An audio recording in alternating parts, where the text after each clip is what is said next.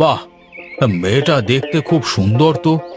এই গায়ে তো এর আগে এত সুন্দর মেয়ে দেখিনি। ও হলো আমাদের গ্রামের কানাইয়ের মেয়ে কর্তা বাবু। তাই নাকি? তা আগে তো বলিসনি কখনো যে কানাইয়ের ঘরে এত সুন্দর বিয়ের উপযুক্ত মেয়ে আছে। আগে কর্তা বাবু, মেয়ে তো বাড়িতে থাকতো না, ও থাকতো নানাদের বাড়িতে। সেখানেই ও বড় হয়েছে, কাল বাড়িতে এসেছে। বুঝলাম। শোনো নায়েব, কানাইকে একবার আমার সাথে দেখা করতে বলো তো। আগে কর্তা বাবু।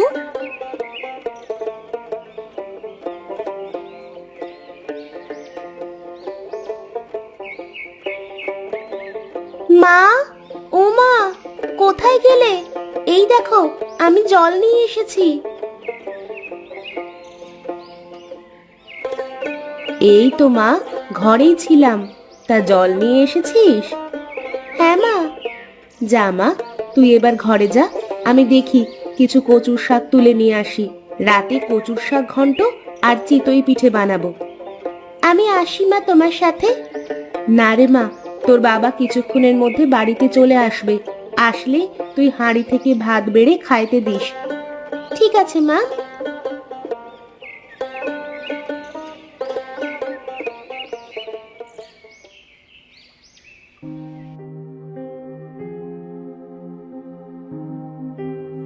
তা এত ডাকাডাকি করছিলে কেন শুনি? বলছিলাম যে তুমি না আমাদের ছেলে সুজয়ের জন্য একটা মেয়ে দেখতে বলেছিলে। হ্যাঁ, তা বলছিলাম, তা পেয়েছো নাকি? মেয়ে দেখতে কেমন গো? হ্যাঁ গো, মেয়েটা দেখতে অনেক সুন্দর আর সুশীলও বটে। তাই নাকি? তা কোন গাঁয়ে মেয়ের বাড়ি? আরে অন্য গায়ে থাকবে কেন, আমাদের গাঁয়ে তো তার বাড়ি। বলো কি, আমাদের গাঁয়ে? তা কোন বাড়ির মেয়ে গো? কানাইয়ের মেয়ে গো গিন্নি, কানাইয়ের মেয়ে। আমি কানাইকে ডেকে পাঠিয়েছি, ও আসলে বাকি কথাটা সেরে ফেলবো।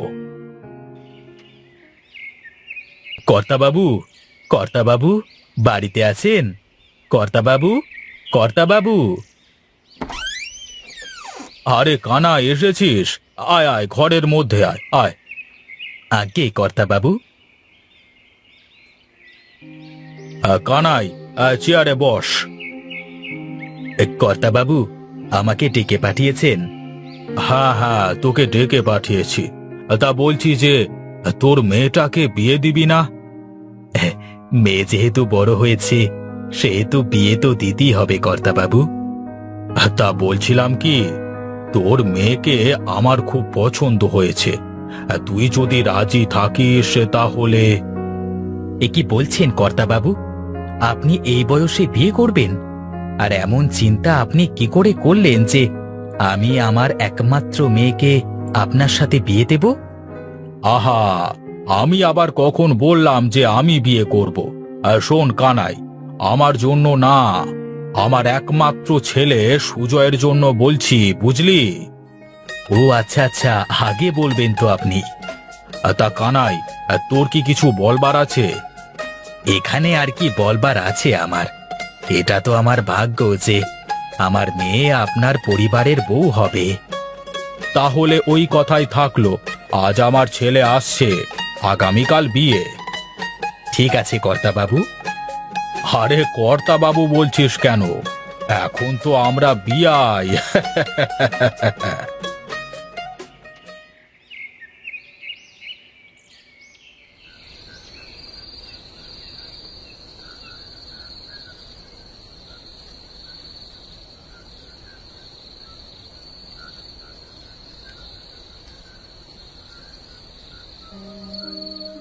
শোনো মেয়ে, তুমি যদি মনে করো আমি তোমাকে বিয়ে করেছি, তাহলে সেটা ভুল ভাবছো। হয়তো বাবা মায়ের চাপে আমি তোমাকে বিয়ে করেছি, কিন্তু আমি মন থেকে তোমাকে বউ হিসেবে গ্রহণ করিনি। এইসব কি বলছেন আপনি? হ্যাঁ, আমি ঠিকই বলছি। তুমি কালই আমার বাড়ি থেকে বের হয়ে যাবে। আমি তোমার মতো ছোট লোক ঘরের মেয়েকে বউ হিসেবে মেনে নিতে পারবো না। আপনার বাবা মা তো আমাকে এই বাড়ি নিয়ে এসেছেন, আর আপনি আমাকে তাড়িয়ে দিচ্ছেন? সংসার তো আমি করব, আমার বাবা মা না। তাই বলছি, কাল সকাল হতে হতেই এই বাড়ি ছেড়ে চলে যাবে, এই আমার আদেশ। এই কেমন আদেশ দিলেন আমাকে? এ যে আমার পক্ষে মানা অসম্ভব। তুমি যদি এই বাড়ি থেকে না যাও, তাহলে কালকে সকালে আমার মরা মুখ দেখবে। না না, আপনি এই কথা মুখেও আনবেন না। আমি কাল সকালেই চলে যাব।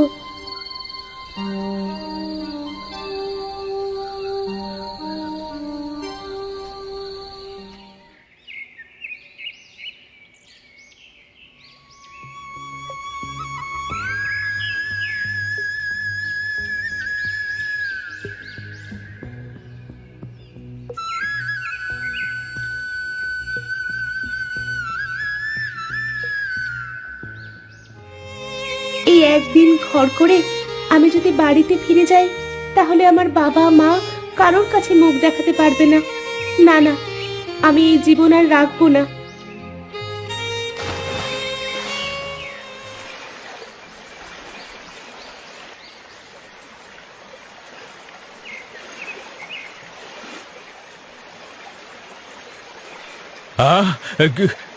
কি মানুষ?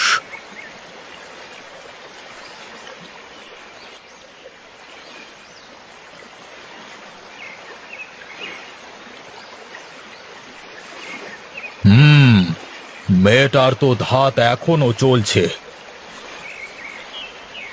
তার মানে মেয়েটা এখনো মরেনি। যাই যাই, আমি ওকে বাড়িতে নিয়ে যাই।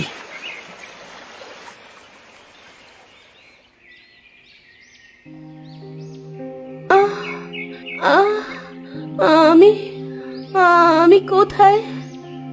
তুমি যে এখন আমাদের বাড়িতে আছো মা। কে কে আপনারা? আর আমি আমি এখানে আসলাম কি করে? আমি তো... তোমাকে আমার স্বামী নদীতে অজ্ঞান অবস্থায় পড়ে থাকতে দেখে তোমাকে আমাদের বাড়িতে নিয়ে এসেছেন। ও আচ্ছা, কিন্তু আমি বেঁচে থাকতে চাই না, আমি মরে যেতে চাই। কেন কেন আপনারা আমাকে বাঁচালেন? কিন্তু কেন মা, তুমি মরে যেতে চাও কেন? কি তোমার মনের দুঃখ যে এই বয়সে নিজেকে নিজেই শেষ করে দিতে চাও?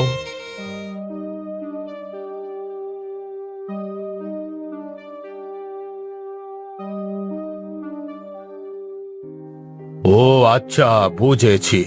তবে শোনো মা, কারোর উপর রাগ অভিমান করে নিজেকে মৃত্যুর দুয়ারে নিয়ে যাওয়াটা একটা বোকামো। তার থেকে বরং নিজেকে প্রস্তুত করো তার থেকেও ভালো কিছু হওয়ার, যেন সে তোমাকে দেখে আফসোস করে। হ্যাঁ মা, সবকিছুর মৃত্যুই সব না। এই যে আমার জীবনটা দেখছো, এটা কিন্তু এত সহজ নয়। জীবন মানে একটা যুদ্ধক্ষেত্র, এখানে যুদ্ধ করে বেঁচে থাকতে হয়। আমি বুঝতে পেরেছি, আমার ভুল হয়েছে। আর হ্যাঁ, আমি কেন মরবো? আমি বেঁচে থাকবো।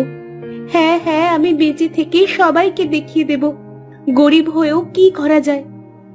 আমরা তোমাকে আশীর্বাদ করি মা, তুমি তোমার জীবন যুদ্ধে জয়ী হও। আমি তাহলে এখন আসি বাবা।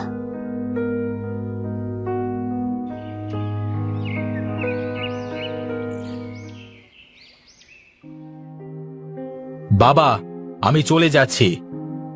আমি ঠিক বুঝতে পারলাম না, কানাইয়ের মেয়ে এমন করতে পারে? না বুঝবার কি আছে? এখানে রাতে আমার ঘরে টাকা আর তোমরা যা গহনা দিয়েছিলে তা নিয়ে পালিয়েছে। কোনোদিন এত স্বর্ণের গহনা দেখেনি তো, তাই লোভ সামলাতে পারিনি। যত সব। না ছোট বাবু, আমি বিশ্বাস করি না। পারুল মা এমন কাজ করতে পারে না। পারে না? তাহলে কি আমার ছেলে ওকে মেরে রাতের আঁধারে বাড়ি থেকে বের করে দিয়েছে? তা বলছি না গিন্নিমা, তবে আমার কেমন যেন রহস্য রহস্য মনে হচ্ছে এই সব কিছু। শোনো নায়েব কাকা, তুমি আমার বাবার চাকর, তাই বলছি চাকরের মতোই থাকো, বুঝলে? সুজয়, কি বলছিস তুই এসব? তোর মাথার কি ঠিক আছে? কার সাথে কিরকম আচরণ করতে হবে সেটা ভুলে গেছিস? আমি আগেই বলেছিলাম আমি ওই ছোটলোক ঘরের মেয়েকে বিয়ে করতে চাই না। তারপরও তোমরা জোর করে ওর সাথে আমাকে বিয়ে দিলে। এখন বোঝো কেমন ওই মেয়ে। নায়েব, চলো আমার সাথে এখনই কানাইয়ের বাড়িতে চলো।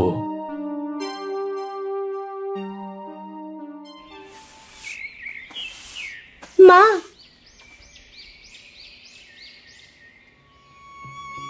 এ কি রে পারুল মা, তুই? হ্যাঁ মা, আমি। তা জামাই বাবাজি আসেনি? না মা, ও আসে নাই, আর কোনোদিন হয়তো আসবেও না। কেন রে মা, এ কথা বলছিস কেন? কি হয়েছে? বাবা, আমরা গরিব বলে আমাকেও মেনে নিতে পারেনি, তাই আমাকে ওই বাড়ি থেকে বের করে দিয়েছে। বলিস কি তুই মা? সুজয় এমন কাজ করতে পারে আমি ভাবতেও পারছি না। হায় হায়, এ কি সর্বনাশ হলো! আমার মেয়ে যে একদিনের ঘরও করতে পারলো না, এ কি আমাদের কপালে ছিল? মা, আমি আমার ভাগ্যকে মেনে নিয়েছি, তোমরা কষ্ট পেও না। চলো, ঘরে চলো।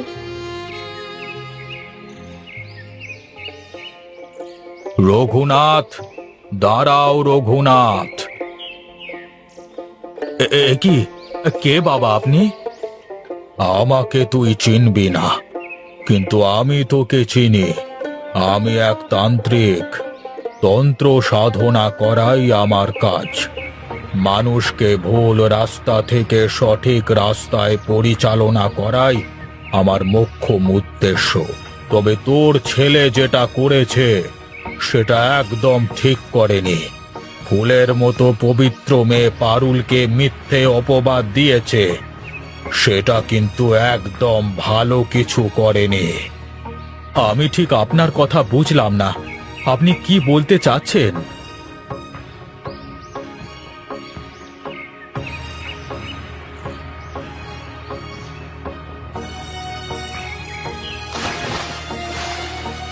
কি, সুজয় এমন কাজ করতে পারে? আমি কিছুতেই বিশ্বাস করতে পারছি না। হ্যাঁ রঘুনাথ, এটাই সত্যি কথা। আপনি কোনো চিন্তা করবেন না, পারুল আমার ছেলের বউ। সুজয়কে পারুলের সাথেই সংসার করতে হবে। নায়েব, চলো বাড়িতে চলো। পারুল, পারুল, বাড়িতে আছো? এ কি, আপনি? আমার ভুল হয়েছে, আমাকে তুমি ক্ষমা করে দাও। আর তুমি আমার সাথে আমাদের বাড়িতে চলো। না, আমি আর ওই বাড়িতে যাব না। যে বাড়িতে আমি একদিনও ঘর করতে পারি নাই, সেই বাড়িতে আর যাব না। আমাকে তুমি ক্ষমা করে দাও। আসলে আসলে আমি তোমাকে বুঝতে পারিনি। জামা, এত করে যখন বলছে তখন আর না করিস না। মেয়েদের যে বিয়ের পর স্বামীর বাড়ি হলো আপন ঠিকানা। মা। হ্যাঁ রে মা। আমি তোমাকে কথা দিচ্ছি, আর কোনো দিন তোমার সাথে এমন খারাপ ব্যবহার করব না। ঠিক আছে, তবে আমার একটা শর্ত আছে। আমি হেঁটে আপনাদের বাড়িতে যেতে পারবো না। আমাকে নিয়ে যেতে হলে গরুর গাড়ি নিয়ে আসতে হবে। হ্যাঁ হ্যাঁ, আমি এক্ষুনি নিয়ে আসছি।